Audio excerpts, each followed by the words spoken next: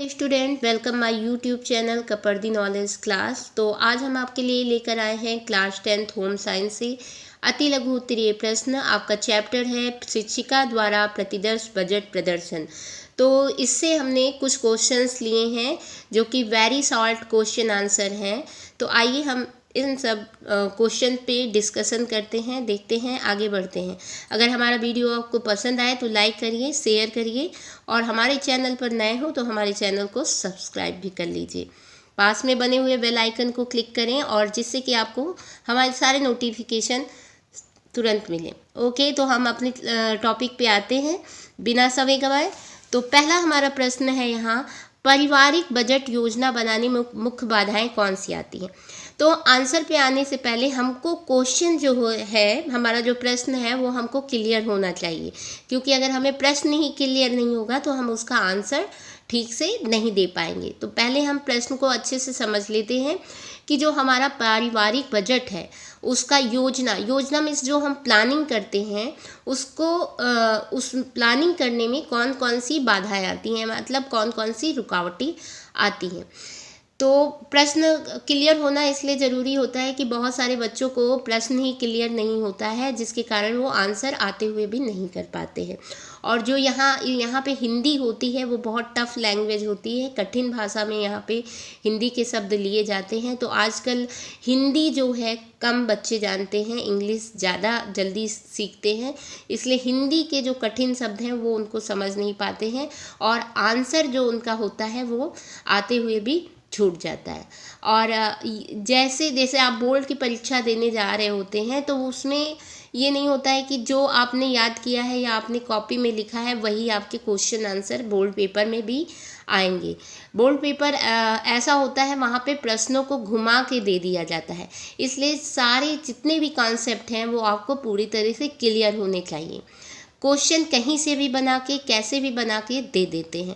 तो इसलिए सबसे पहले हमें क्वेश्चन आंसर और सारी जितने हमारे टॉपिक्स हैं उनकी कॉन्सेप्ट क्लियर होनी चाहिए। अगर कॉन्सेप्ट क्लियर नहीं है तो आप क्वेश्चन आंसर नहीं कर पाएंगे, क्योंकि वहाँ पे बहुत तोड़ मरोड़ के बोर्ड परीक्षा में प्रश्न बनाए जाते हैं। सीधे सीधे सरल भाषा में आपको प्रश्न नहीं मिलेंगे। तो इसलिए तो हमको क्या करना है, अपने दिमाग को खोल के, अपने कान को खोल के, यानी कि दिमाग को खोल मत दीजिएगा, मतलब दिमाग, अच्छे दिमाग से आपको सारे प्रश्नों को समझना है और उनके उत्तरों को भी समझना है। तो चलिए हम अपने टॉपिक पे आ जाते हैं। पारिवारिक बजट योजना बनाने में मुख्य बाधाएं कौन सी हैं, यानी कि आप जब फैमिली बजट बनाते हैं उसकी प्लानिंग करते हैं तो उसमें कौन कौन सी रुकावटें आती हैं। तो यहाँ पे in short type question answer है। इसके डिटेल टॉपिक अगर आप चाहते हैं तो हमें कमेंट बॉक्स में बताएंगे, तो हम इसके डिटेल टॉपिक पे भी इस वीडियो अपलोड करेंगे। ओके, चलिए नेक्स्ट। अब इसका उत्तर है कि शिक्षा का अभाव। सबसे पहले क्या होता है, शिक्षा का अभाव। अगर हमें नॉलेज नहीं है, हमें ज्ञान नहीं है, हमें उसके बारे में नॉलेज नहीं है कि फैमिली बजट क्या होता है, कैसे बनाना है, तो इस कारण से भी सबसे पहली जो आपकी बाधा है ये आती है। फिर बजट के प्रति उदासीनता। बजट के प्रति उदासीनता का मतलब क्या है कि हम सोचते हैं कि क्यों हम बजट बनाएं, क्या ज़रूरत है इसकी, क्यों हम टाइम अपना इस बजट को बनाने में अपना टाइम वेस्ट करें। तो ये हो गया दूसरा आपका बजट के प्रति उदासीनता, है ना। तीसरा है आपका सामाजिक कुप्रथाएं। कुछ सामाजिक कुप्रथाएं होती हैं जिनके कारण भी हमारे बजट बनाने में बाधाएं आती हैं। लोग कहते हैं अरे क्या कर रहे हैं, ये क्या खर्चा, जो भी खर्चा कर रहे हैं और जो भी वो कर रहे हैं, अरे लिख रहे हैं। ये बहुत सारे लोग मतलब आ जाते हैं आपको ज्ञान बताने के लिए। दुनिया में ज्ञान देने वालों की कमी नहीं है, आपको फ्री में सलाह देने आ जाते हैं बहुत से लोग।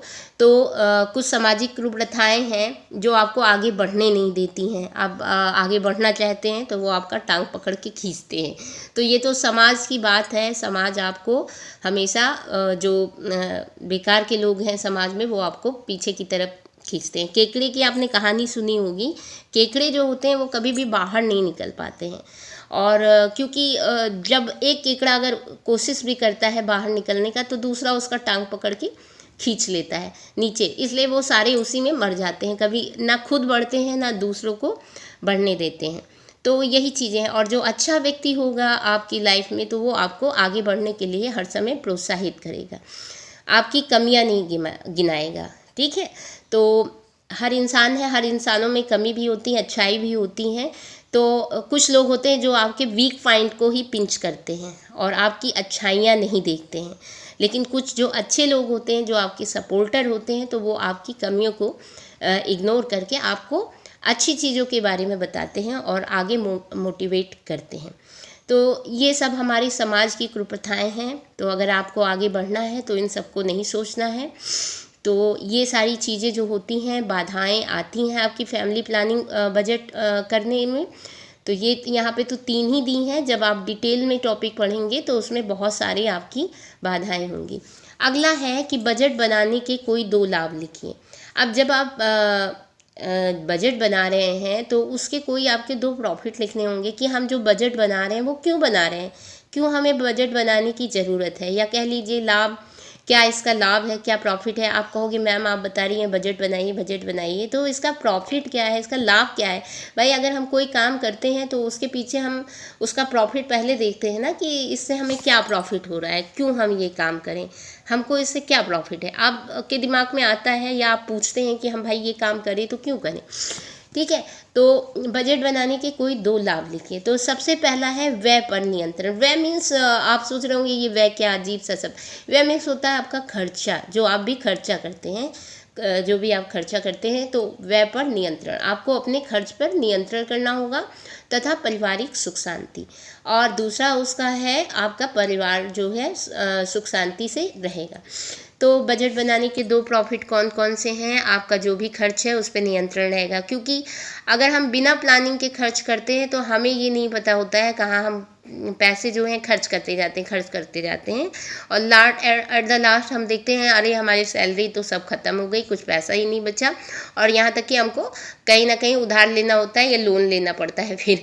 तो इसलिए हम अगर बजट का पहले से लेखा जोखा कर लेंगे, पहले से लिख लेंगे कि कितने हमारे इस मंथ में खर्च हैं और कितने हमको इनकम हो रही है, तो इससे क्या होगा, हम अपना कंट्रोल कर लेंगे पहले कि हमारे पास भाई इतना पैसा है और हमको इतना खर्च करना है और इतनी हमारी इनकम है। तो अगर हम अपने जो खर्च और आय का लेखा जोखा कर लेंगे, आई मीन बजट बना लेंगे, तो हमको इससे हमारे जो फालतू के खर्च हैं और उसमें हमारा कंट्रोल रहेगा कि अरे भाई इस चीज़ की हमें अभी ज़रूरत नहीं है, हम बाद में ले लेंगे, अगले मंथ ले लेंगे, है ना। ये सारी चीज़ें, और पारिवारिक सुख शांति भी रहती है, क्योंकि ये भी हो सकता है जैसे आपने पैसा लिया अपने ही ऊपर उड़ाते जा रहे हैं, अपने ही ऊपर उड़ाते जा रहे हैं, दूसरे सदस्यों का ध्यान ही नहीं दे रहे हैं।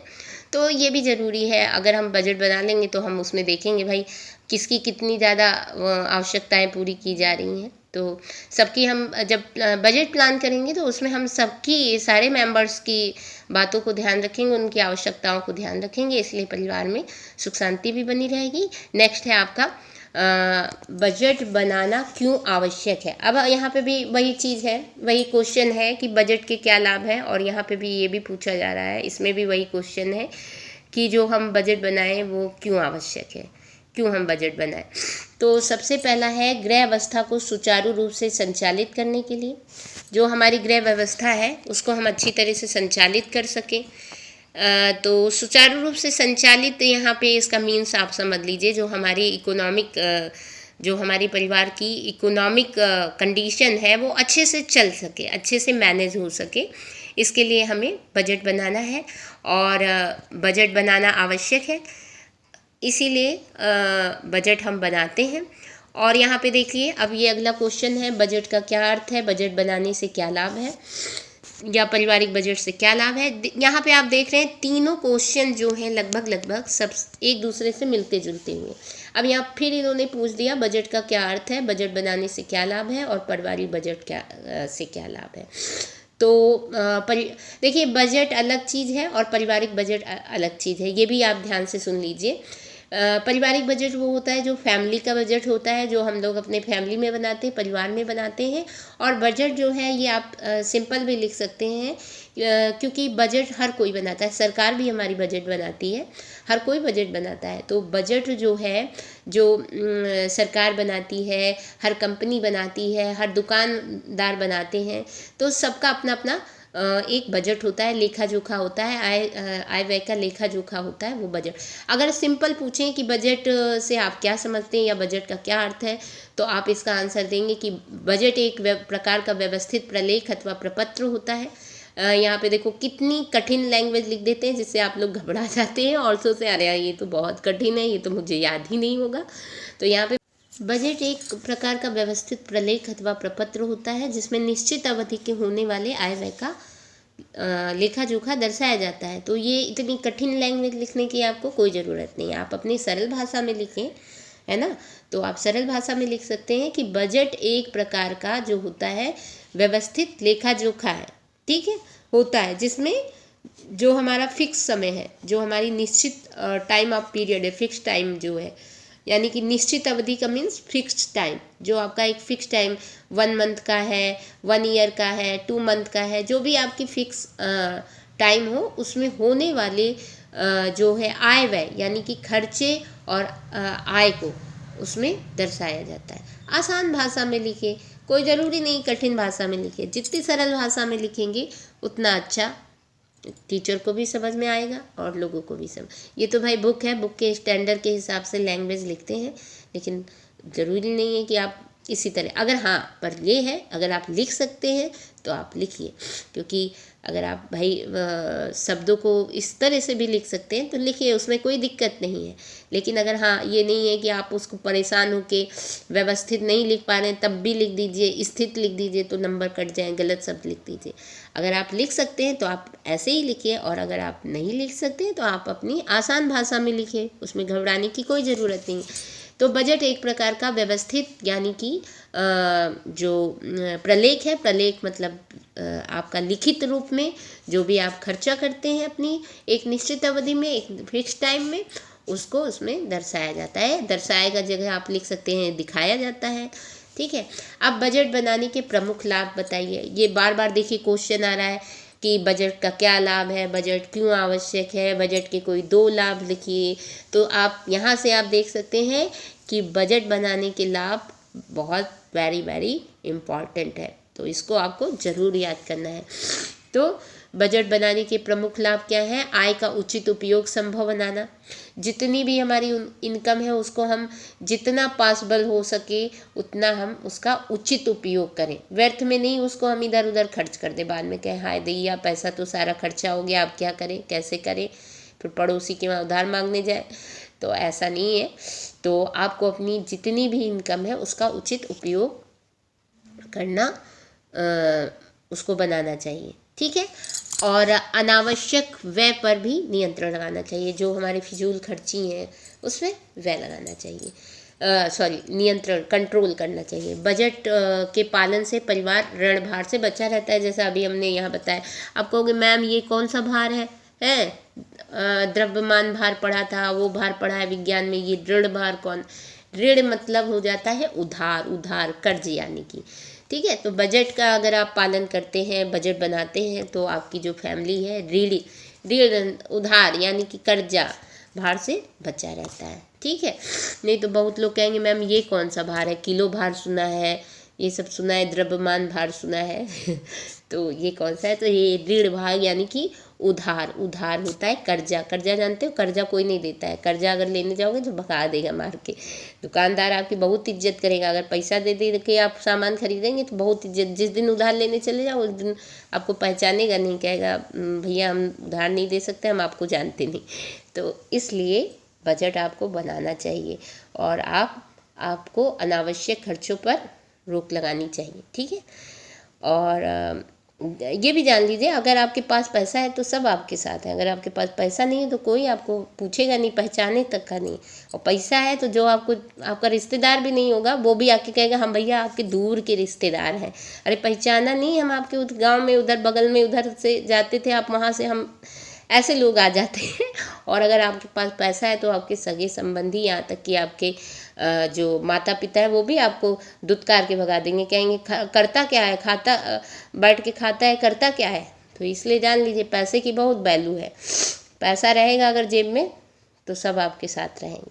वो सब फालतू की कहने की बातें होती हैं कि ये प्यार मोहब्बत प्रेम रिश्ता, ये सब कुछ नहीं होता है। पैसा है तो सब कुछ है, पैसा नहीं है तो कुछ भी नहीं है, ठीक है। और पैसा अगर आपके पास आता है तो उसका आपको कदर भी करना चाहिए, वैल्यू भी करना चाहिए। ये नहीं कि उड़ा दो इस पे। अभी दीपावली आई थी, कितने लोगों ने कितने कितने पैसे के पटाखे दगा दिए, है ना। हम ये नहीं कहते कि पटाखे आप मत दगाइए, पटाखे दगाइए। अगर आपके पास भाई पैसा है तो पैसे पटाखे दगाइए। लेकिन अगर आपके पास पैसा नहीं है, मान लीजिए पैसा नहीं है, आप उसको वेस्ट कर रहे हैं, अनावश्यक पटाखे दगा रहे हैं, और कल को आपके पास फिर पैसा नहीं बचेगा। आप तो अभी आज दिखाने में बहुत पैसा उड़ा दिए, फिर कि भाई वाहवाही में पटाखे दगाते गए कि भाई अरे चलो हम कॉलोनी में अपनी शान दिखाएं, पटाखे दगाएं, और कल को आपके पास पैसे ख़त्म हो गए तो आप क्या करेंगे।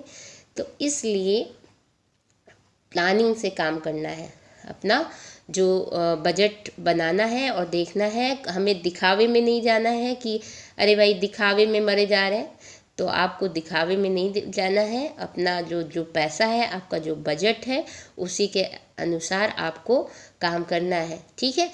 और आजकल आप दुनिया में देख ही रहे होंगे, आजकल दिखावे में लोग बहुत परेशान। दिखावा, अरे दिखावा जो है, दिखावे के पीछे परेशान है, और उसके बाद में हालत उनकी तंगी हो जाती है, और बाद में कर्ज में डूब जाते हैं, और फिर गलत कदम उठा लेते हैं। कर्जदार को देने के लिए कुछ रहता नहीं है, पैसे बचते नहीं हैं, फिर वो लास्ट में गलत कदम उठा लेते हैं, आत्महत्या जैसे, और इस तरह के पलायन कर जाना, कहीं गुमनामी में खो जाना, इस तरह के कदम उठा लेते हैं। तो इसलिए जो भी है आपके पास, उसमें आप संतुष्ट रहिए, उसी के हिसाब से काम करिए और खर्चा करिए। दिखावे के पीछे मत भागिए, क्योंकि पैसा आप जितना भी कमा लेंगे वो आपके लिए कम ही है। 1 लाख कमाने वाला भी व्यक्ति परेशान है, 2 लाख कमाने वाला भी कम परेशान है, और 1 करोड़ कमाने वाला भी परेशान है। इसलिए ये मत सोचिए कि हम कितना कमाते हैं, क्या हमारी इनकम है, बस आपको उसमें कैसे मैनेज करना है, कैसे खर्चा चलाना है। ये अगर आप अच्छे से कर लेते हैं तो आप एक कुशल इंसान हैं और आप एक सुखी इंसान हैं। इसीलिए ये आपके जो है कोर्स में शामिल किया जाता है कि आपको इन सब चीज़ों का नॉलेज हो, और आप अपना प्लानिंग करके बजट करिए, किसी के दिखावे में मत आइए, और ना ब्रांड के पीछे भागिए। बहुत लोग क्या होते हैं, ब्रांडेड के पीछे भागते हैं। अरे ब्रांडेड क्या होता है, कुछ नहीं होता, उस पर एक ब्रांड लगा होता है और उसके पीछे भागते हैं। वही ये सब कंपनियां आपको बेवकूफ़ बनाती हैं। वही कपड़ा आप लेने जाएंगे कहीं छोटी दुकान से, आपको कम में मिल जाएगा। वही कपड़ा आपको उस पर कंपनी का ब्रांड लगा देंगे तो वही आपको महंगा देंगे, 2-3 हज़ार रुपये का देंगे। कपड़ा वही होता है, बस ब्रांड। और अगर आदमी भाई ब्रांडेड रहता है तो क्या आप टैग दिखाते हैं?